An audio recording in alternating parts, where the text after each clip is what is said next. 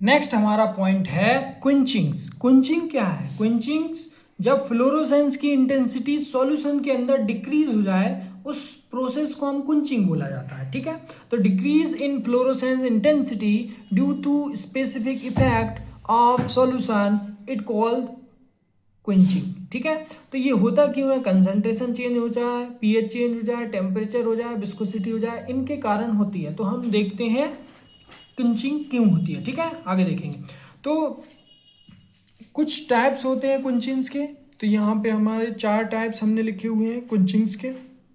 पहला है आपका collisional quenching, static quenching, concentration quenching and chemical quenching.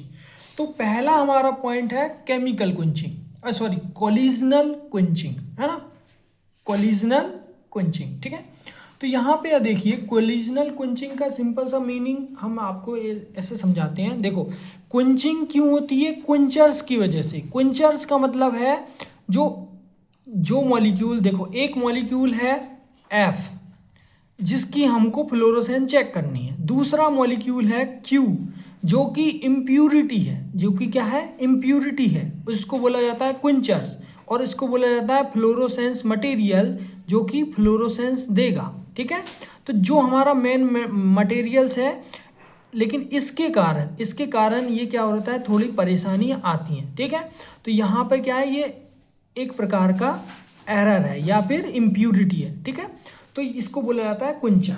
ठीक है, तो होता क्या है? पहले हमारा जो एफ मतलब फ्लोरोसेंस मटेरियल जो है वो मॉलिक्यूल लाइट को एब्जॉर्ब करता है और एक्साइट स्टेट में आता है, लाइट को एब्जॉर्ब करता है और एक्साइट स्टेट में आता है। देन लाइट को इमिट करता है और लाइट इमिट हो जाती है। ठीक है, अब ये कहानी हो गई। ठीक है, लेकिन इसमें जो क्या होगा, फ्लोरोसेंस मटेरियल एक्साइट स्टेट में आया, देन वो कुंचर से टकरा गया। कुंचर्स मतलब जो इम्प्यूरिटी मटेरियल था उससे टकरा गया कुंचर से, और उसने उस एनर्जी को कुंचर्स को ट्रांसफर कर दिया।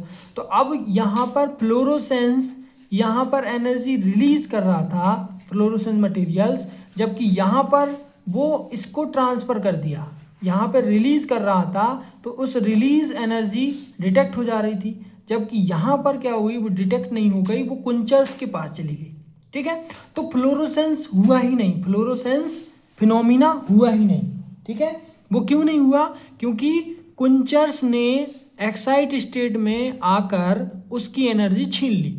तो यहाँ पे यही लिखा है कोलिजनल क्विंचिंग का क्या है? It occur by interaction of quenchers molecule with the excited molecule से कुंचर्स की कोलिजन हो जाता है, इंटरेक्शन हो जाता है, जिसकी वजह से वह फ्लोरोसेंस नहीं दे पाता, और इस फ्लोरोसेंस नहीं दे पाता इसलिए इसको बोला जाता है कोलिजनल क्विंचिंग।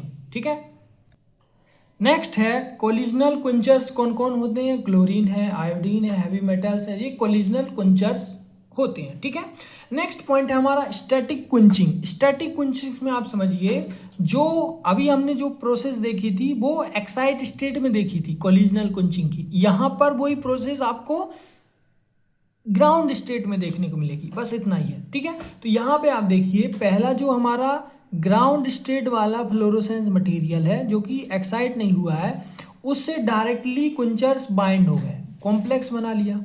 अब जब एनर्जी एब्जॉर्ब करने की बारी आई तो एनर्जी एब्जॉर्ब इसने क्विंचर्स ने की, जबकि हमारा जो मॉलिक्यूल्स है वो ऐसे ही रहा।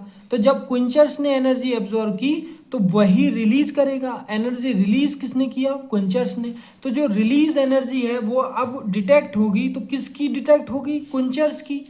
मान लीजिए कोई केमिकल ए है जिसको हम डिटेक्ट करना चाह रहे हैं फ्लोरोसेंस के माध्यम से, अब उसने उस एनर्जी को इमिट किया ही नहीं है, वो किसी और बी ने किया है, तो हम कैसे उसको डिटेक्ट कर पाएंगे? ठीक है, तो यहाँ पर यही होता है, ग्राउंड स्टेट में ही कुंचर्स आ जाते हैं और कॉम्प्लेक्स फॉर्म करते हैं। देन सिंपल सी बात, एनर्जी को एब्जॉर्ब कुंचर्स करता है, वो एक्साइट होता है और वही इमिट करता है लाइट को, और वही इमिटेड रेडिएशन जब डिटेक्ट होती है तो वह हमारे फ्लोरोसेंस मटेरियल की नहीं होती है। ठीक है, इस क्विंचिंग को हम कहते हैं स्टैटिक क्विंचिंग। ठीक है, तो यहाँ पे ये लिखा हुआ है कि कैफीन है और प्यूरिन है, ये रिड्यूस करते हैं इंटेंसिटी ऑफ राइबोफ्लेविन। अगर ये कैफीन हमारा राइबोफ्लेविन के साथ है सॉल्यूशन के अंदर, तो ये कैफीन पहले एनर्जी को एब्जॉर्ब कर लेगा और वही लाइट को इमिट करेगा।